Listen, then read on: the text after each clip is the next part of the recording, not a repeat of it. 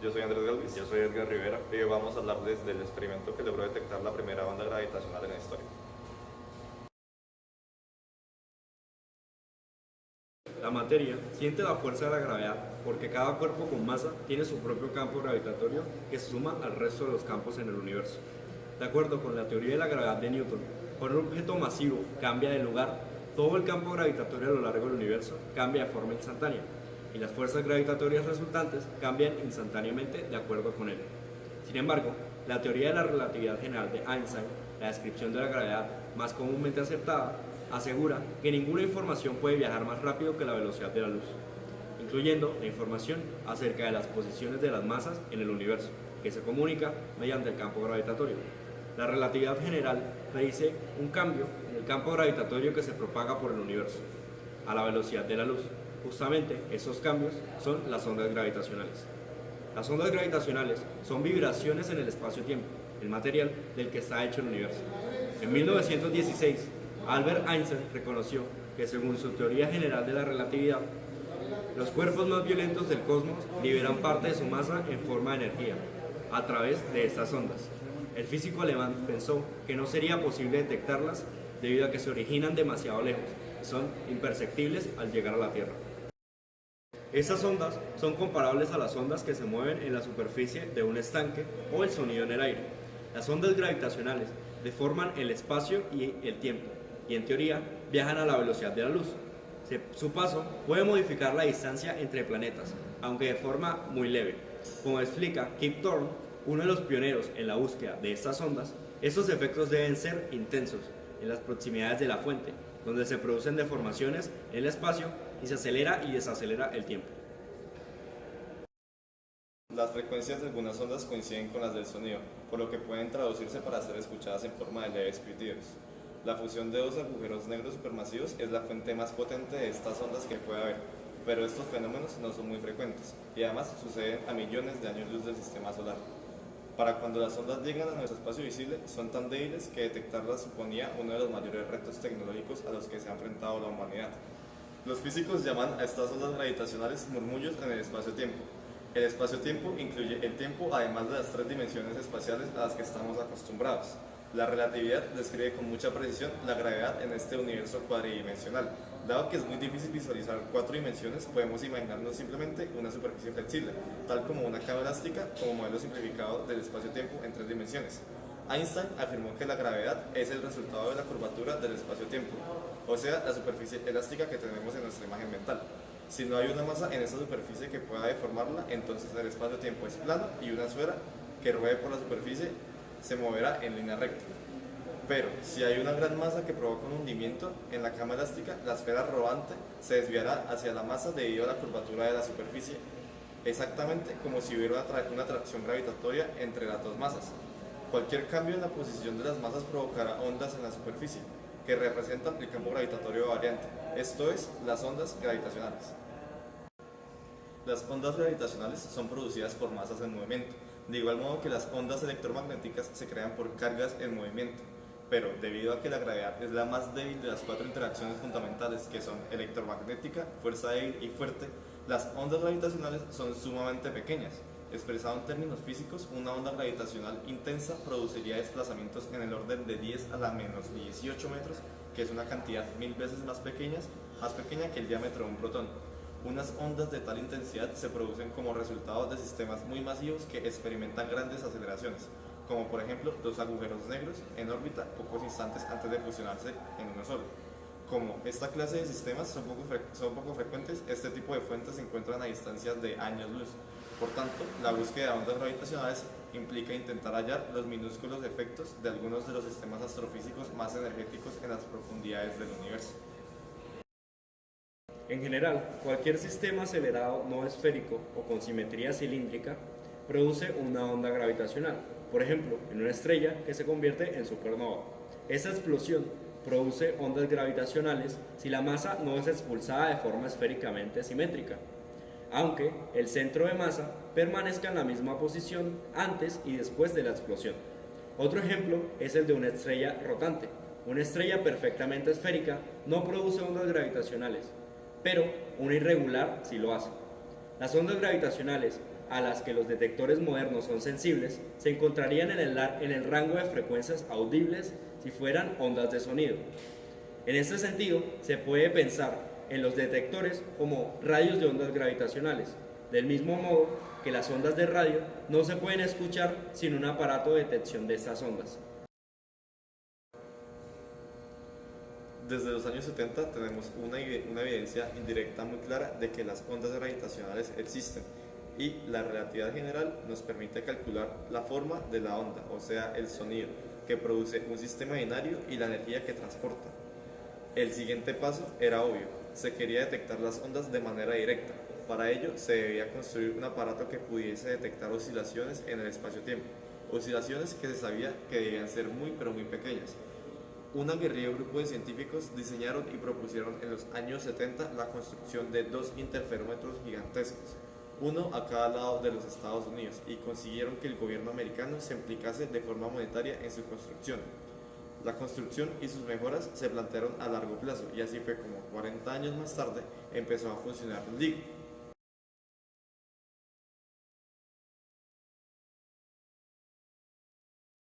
LIGO es un observatorio de detección de ondas gravitatorias. La sigla proviene del inglés de Observatorio de Ondas Gravitatorias por Interferometría Láser.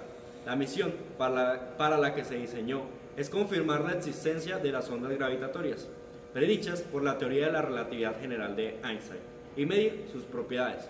La primera observación directa de una onda gravitatoria se produjo el 14 de septiembre de 2015, identificándose con el código GW150914, y se presentó al público el 11 de febrero de 2016.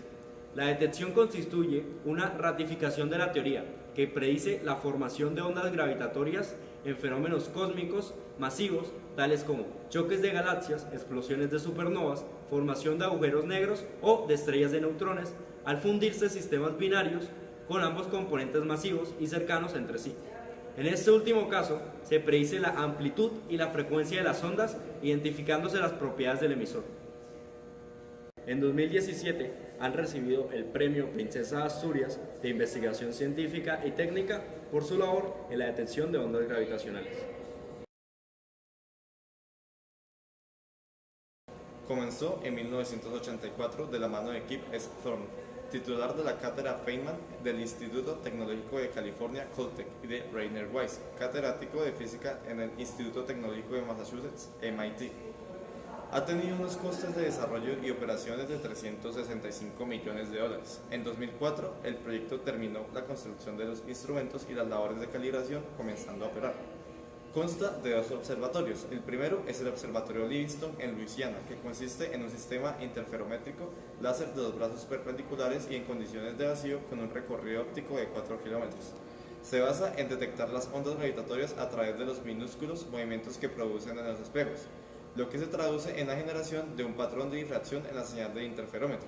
El segundo es el Observatorio Hanford, situado en Richland, en el estado de Washington, que posee un interferómetro similar al de Livingston con un recorrido óptico de 2 kilómetros y la mitad de sensibilidad.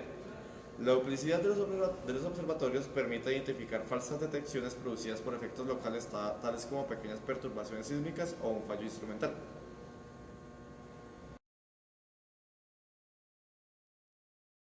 La base del funcionamiento de un interferómetro es la medición de la variación de la diferencia del tiempo que tarda la luz en recorrer 2 caminos a lo largo de 2 brazos. Si en un momento determinado la luz tarda lo mismo en recorrer esos 2 brazos y más tarde eso cambia, entonces los caminos habrán variado entre sí. Pero los aparatos están fijos, por lo que cambia es el propio espacio. Esa es la variación del espacio-tiempo que podemos medir, la oscilación de la longitud relativa entre los 2 brazos. Esa oscilación produce una señal, como si se tratara de un sismógrafo. Por otro lado, se necesita saber qué señal se espera observar por 2 razones. La primera, para poder filtrar la señal de la onda de entre el ruido provocado por cualquier variación de la corteza terrestre. El filtrado es el proceso que hace que nuestro cerebro habitualmente sea capaz de identificar una canción del ruido de otra cosa. La segunda razón es para poder identificar qué cosas se observan. LIGO estuvo en funcionamiento entre 2001 y 2010. sin detectar ondas gravitatorias. Los observatorios se desmontaron para construir una versión mejorada, el Advanced LIGO. Las mejoras afectaron a los espejos, a la suspensión y el sistema de aislamiento sísmico. Se terminó la construcción de Advanced LIGO en febrero de 2015 y su misión científica comenzó en septiembre de este mismo año, con una sensibilidad 4 veces mayor a la original. Las ondas gravitacionales, originadas a millones de años luz de la Tierra, deberían distorsionar las superficies de los espejos en los interferómetros unos 10 a la menos 18 metros. Como referencia, un átomo de hidrógeno tiene un tamaño de 5 por 10 a la menos 11 metros. La consecución del objetivo del proyecto se hizo pública el 11 de febrero de 2016, cuando LIGO difundió la noticia de la primera detección directa de ondas gravitacionales, que fueron observadas el 14 de septiembre de 2015.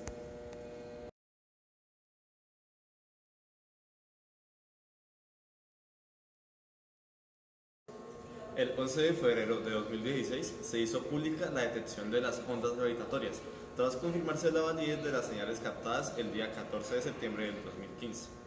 Por primera vez, los científicos han observado ondulaciones en el tejido del espacio-tiempo llamadas ondas gravitacionales, detectadas al llegar a la Tierra desde un evento catastrófico en el universo distante.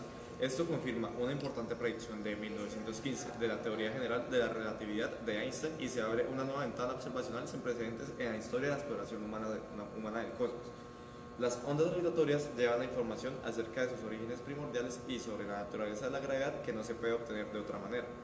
Los físicos han llegado a la conclusión de que las ondas gravitatorias detectadas se produjeron durante la última fracción de un segundo de la fusión de dos agujeros negros para producir un único agujero más masivo. Esta colisión de los dos agujeros negros se había predicho, pero nunca se había observado experimentalmente.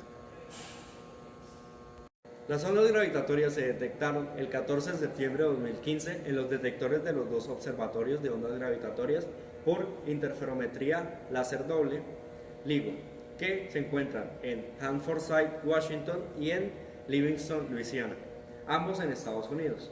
Los observatorios de LIGO son financiados por la Fundación Nacional para la Ciencia Americana y fueron concebidos, construidos y operados por el Instituto de Tecnología de California y el MIT.